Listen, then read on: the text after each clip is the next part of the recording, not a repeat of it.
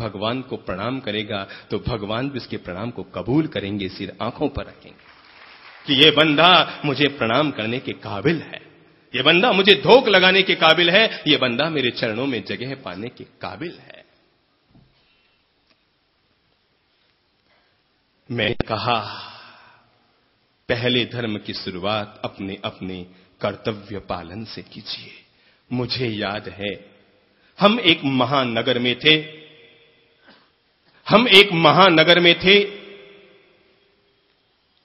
एक महिला हमारे पास आई, आकर कहने लगी महाराज श्री जी मेरे आज 8वां उपवास है, पता नहीं क्यों मेरी ये तहे दिल की इच्छा हो रही है कि पहले मैं आपके पात्र में अपने हाथ से भोजन दूं, आहार दूं, भोजन समर्पित करूं, उसके बाद मैं पारणा करूं। बताया कि यहां से आधा किलोमीटर दूर घर है। बूढ़ी माताजी कोई 80 साल की थी, हालांकि सुबह हमारे प्रवचन का समय था, पर हम इतनी बूढ़ी माताजी की 28 की तपस्या देखकर ना कह पाए। हमने कहा ठीक है माताजी चल देंगे, कल सुबह हम आपका घर नहीं जानते, किसी को भी भेज दीजिएगा। 7 बजे का समय तय हुआ। यही सावन के महीने के समापन के दिन थे। 7 बजे का समय तय हुआ। हमने देखा कि सुबह 6:45 बजे हम तो मंदिर और ध्यान से निवृत्त होकर आए, फ्री होकर आए, और हमने देखा कि वो बुढ़िया माताजी खुद खड़ी है। हमने कहा माताजी आपने ये क्या किया? 8 उपवास का पारणा है, 80 साल की उम्र है आपकी, आपने क्यों तकलीफ की? अरे किसी को भी भेज देते, आपके कोई बेटे नहीं है क्या? कहा बाप जी बहुत है, 7 बेटे हैं। सच्ची घटना बता रहा हूं। कहा बाप जी 7 बेटे। मैंने कहा मतलब फिर किसी को भेज देता? छोड़ो ना बाप जी, आप चलिए मेरे साथ चलिए। अब मैंने उस बूढ़ी माताजी के मन को ज्यादा दुखाना उचित नहीं समझा। मैंने कहा एक तो 8 उपवास, ऊपर से मैं कोई दुखती रग को छेड़ दूंगा तो बूढ़ी मां की आंखें छलछला पड़ेगी। हम गए उस घर में। 5 मंजिला मकान था। वो बुढ़िया माताजी 4थी मंजिल में एक छोटे से कमरे में रहती थी। हम गए, बुढ़िया माताजी के कमरे में गए। वहां पर कैर और मूंगर और वो उकाली जो पारने में लेते हैं ना अपन लोग, सब बनी हुई थी। जो व्रत खोलते हैं, पारना करते हैं, तो बने हुए थे सब चीजें। तो हमने पूछा माताजी आपके कमरे में कोई नहीं, ये सब किसने बनाया? कहा बाप जी मैंने बना लिया, सुबह 6:45 बजे बनाना शुरू किया, पौने घंटे में सब बन गया महाराज जी। मैं थकती नहीं हूं, एक काया बूढ़ी हो गई है पर मन अभी तक बूढ़ा नहीं हुआ, सारे काम खुद कर लेती हूं। काया बूढ़ी हो गई पर मन बूढ़ा ना हुआ। 8 उपवास वाली माता जी ने।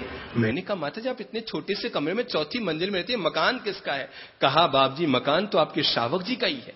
श्रावक जी का मतलब यानी मेरे पति का ही मकान है। मैंने कहा फिर इस मकान में आप इतने छोटे से कमरे में रहती हैं? कहा बाप जी मेरे जो 7 बेटे हैं ना, 7 बेटे इसी मकान में रहते हैं। सबने अपने अपने बड़े बड़े कमरे ले लिए, मेरे हिस्से में छोटा कमरा है, मैं इसी में रहती हूँ, आराम से रहती हूँ, मुझे कोई दिक्कत नहीं है, रोटी पानी खुद बना लेती हूँ, खा लेती हूँ।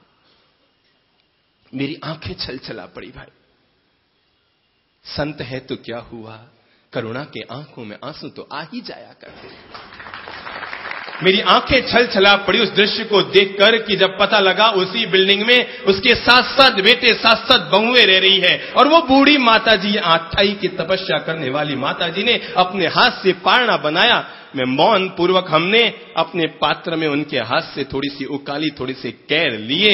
हम जैसे ही कमरे से बाहर निकले और हमने देखा वो 7 बेटे 7 बहुएं दनादन इकट्ठे हो गए और कहने लगे बाप जी हमारे कमरे में, बाप जी हमारे घर में, बाप जी हमारे यहां चलना पड़ेगा, हमारे यहां। और वो इतने जिद पर आ गए, बाप जी हमारे कमरे घर में, बाप जी हमारे कमरे में, बाप जी हमारे फ्लैट में, बाप जी हमारे यहां। सारे के सारे जिद पर आए। वो बहुएं भी नहीं बाप जी हमारे यहां तो आपको चलना ही पड़ेगा। हमने कहा देखो भाई रहने दो, हमें छेड़ो मत, हम छेड़ने के बाद ज्यादा काम के नहीं रहते हैं। कि नहीं बाप जी नहीं, आपको चलना ही पड़ेगा हमारे कमरे में। मैंने कहा माफ करो, मैं आप में से 7 बेटे में से किसी घर का पानी भी नहीं पी सकता। मेरे भी माँ बाप संत बने हुए हैं और आपके घर का पानी पी के मेरी बुद्धि भी खराब हो जाएगी। अगर आपके घर का मैं पानी पीता हूं, पानी साथ में लेकर जाता हूं, दूध अपने पात्र में लेकर जाता हूं, तो शायद मेरी बुद्धि भी बिगड़ सकती है। प्लीज अपनी इस बुद्धि को अपने पास रखो। जो माँ बाप का ना हो सका वो महाराज का क्या है। जो बोएगा वही पाएगा, तेरा किया आगे आएगा। जो बोएगा वही पाएगा, तेरा किया आगे आएगा। सुख दुख है क्या फल कर्मों का, जैसी करनी वैसी भरनी, जैसी करनी वैसी भरनी, जैसी करनी वैसी भरनी, जैसी करनी वैसी भरनी। सब बोलेंगे, सब गाएंगे।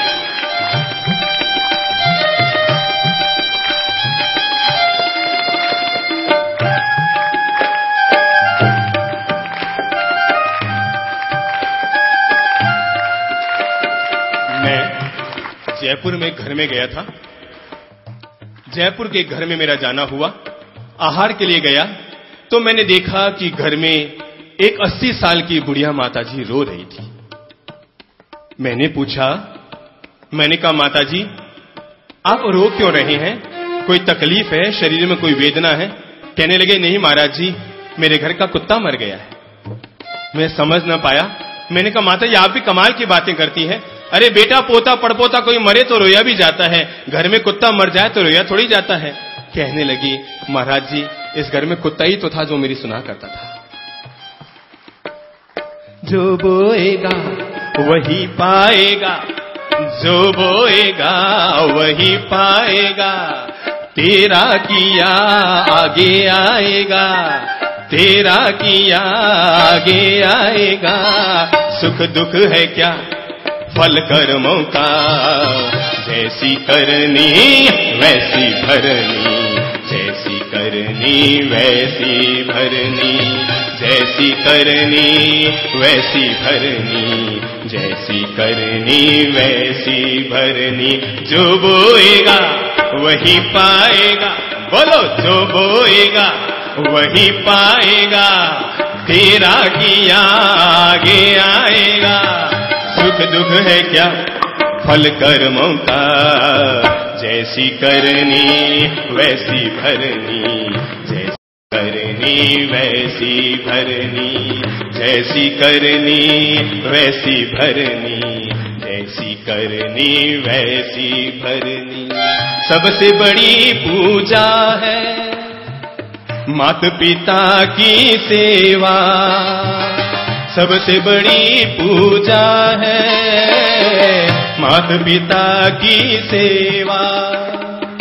किस्मत वालों को ही मिलता है ये मेवा, ओहो किस्मत वालों को ही मिलता है ये मेवा। हाथ से अपने खो मत देना मौका ये खिदमत का, जन्नत का दर खुल जाएगा, तेरा किया आगे आएगा। सुख दुख है क्या फल कर्मों का, जैसी करनी वैसी भरनी, जैसी करनी वैसी भरनी, जैसी करनी वैसी भरनी, जैसी करनी वैसी भरनी। एक बहू शादी करके नई नई घर में आई। अगले दिन दादी मां के पास बैठी थी। उसने देखा दादी मां, बूढ़ी दादी मां, कोई 80-82 साल की डोकरी दादी मां, उसकी थाली में लुक्खी 2 रोटियां आई थी, कड़क कड़क लग रही थी। नई नई बहू थी, कुछ कहने की हैसियत नहीं रखती थी। लुक्खी 2 रोटियां आई, थोड़ी सी दाल और इतनी सी बची हुई सब्जी दादी मां की थाली में आई। बहू पास में बैठी थी, उसने दादी मां की थाली में रही हुई रोटी को उठाया, हाथ में यों लेकर देखने परखने लगी। तो पास खड़ी उसकी सास ने पूछा, अरे बहू क्या देख रही है? कहा नहीं मम्मी जी कुछ नहीं, मेरी मां ने पीहर से मुझे कहा था ससुराल जा रही हो ना तो वहां के सारे रिवाज सीख लेना, और जैसे वहां के रिवाज हो तुम भी वैसा ही करना। देख रही हूं कि यहाँ के घर का रिवाज क्या है कि बूढ़ी दादी मां को अगर कड़क कड़क लुक्खी रोटी खिलाई जाती है तो रिवाज सीख रही हूं। आप भी बूढ़े होंगे तो मुझे यही वापस आपके साथ भी।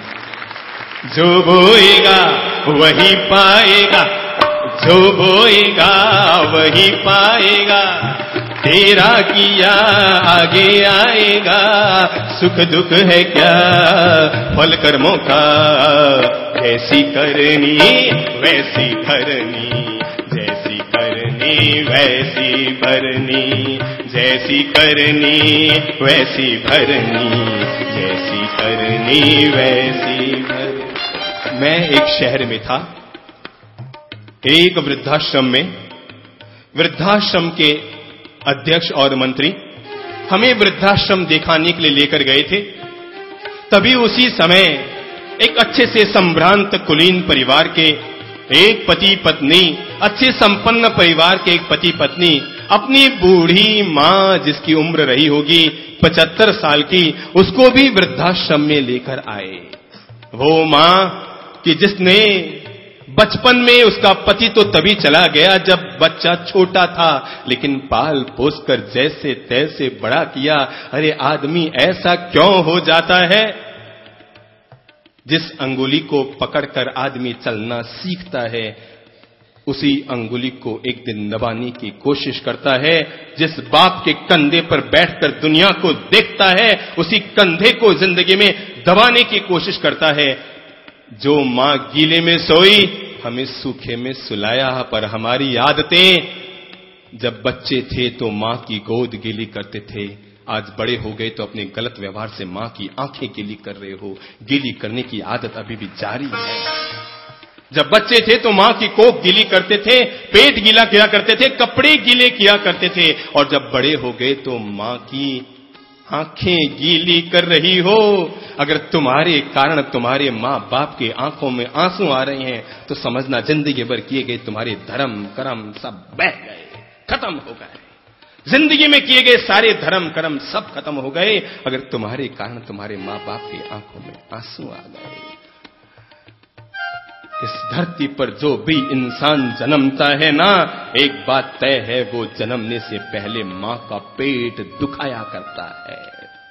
मैंने भी दुखाया था, आपने भी दुखाया होगा। इस दुनिया में ऐसा कोई इंसान धरती पर न आया कि जिसने जन्मते वक्त मां का पेट न दुखाया हो। पर माफ करना, मां ने अपने पेट को दुखाकर हमें जन्म दिया, लेकिन हम ऐसे निकले कि आज मां बूढ़ी हो गई। जब जन्मे थे तो मां का पेट दुखाया था, आज हम बड़े हो गए तो मां का दिल दुखा रहे हैं। दुखाने की आदत जारी है। और वो वृद्धाश्रम में उस बुढ़िया को लेकर आए। रोती हुई वो बुढ़िया बच्चों से कह रही थी, बेटा मुझे यहां मत रखो, मेरा यहां मन नहीं लगेगा, मैं यहां नहीं रह पाऊंगी। पोतों के बीच में रहने की आदत, पोतियों के बीच में मैं कैसे भी रह लूंगी, नीचे तल घर में रह लूंगी, मेरा यहां मन नहीं लगेगा, मुझे वृद्धाश्रम में मत रखो। बहुत ही एक नंबर की वो। और वो कहने लगी, नहीं मम्मी जी, घर में आपकी सेवा नहीं हो पाती, हमारा भी मन नहीं लगता, हम बाहर नहीं जा पाते, घूमने नहीं जा पाते, होटल में नहीं जा पाते, आपकी सार संभाल नहीं होती, यहां सारी सार संभाल होती रहेगी, आप तो यहीं रहिए। वो बुढ़िया मां फिर रोने लगी। मैं वहीं खड़ा था। बुढ़िया मां फिर रोने लगी, बेटा मुझे ले जाओ घर, मेरा यहां मन नहीं लगेगा, मुझे वो छोटा वाला जो अपना मुन्ना है ना, बस मुझे उसके पास रहना है, मैं जैसे तैसे भी रह लूंगी, तुम्हें जहां घूमने जाना हो जाना, मुझे पोते पोतियों का बिना मन नहीं लगेगा। पर वो बहू एक नंबर की फिर वो। और उसने कहा, नहीं मम्मी जी, माता जी, आपको तो अब यहीं रहना पड़ेगा, अच्छा कुछ महीने तो रहिए। बुढ़िया की आंखों में झरझर आंसू आ गए। मैं पास में ही खड़ा था। मैंने बहू रानी से कहा, मैंने कहा बहन जरा एक बात तो बताओ, ठीक है तुम वृद्धाश्रम में अपनी सासू मां को रखते हो, स्वागत है, शायद यहां सुखी रहेगी, ये बेचारी रो रही है, एक बात तो बताओ, तुम्हारे पीहर में तुम्हारी मां है क्या? कहने लगी, हाँ हाँ महाराज जी, मेरी मां तो पीहर में है। मैंने कहा एक काम करो, अपनी मां को भी इसी वृद्धाश्रम में भेज दो, समधन समधन साथ साथ रहेगी, समधन समधन साथ साथ रहेगी, और अपने दुख भरे दिन आपस में बांट बांट के काटिए। जो बोएगा वही पाएगा, जो बोएगा वही पाएगा, तेरा किया आगे आएगा, सुख दुख है क्या फल कर्मों का, जैसी करनी वैसी भरनी, जैसी करनी वैसी भरनी, जैसी करनी वैसी भरनी, जैसी करनी वैसी भरनी। मीठी मीठी आनंद ले लो बहुत प्रेम से।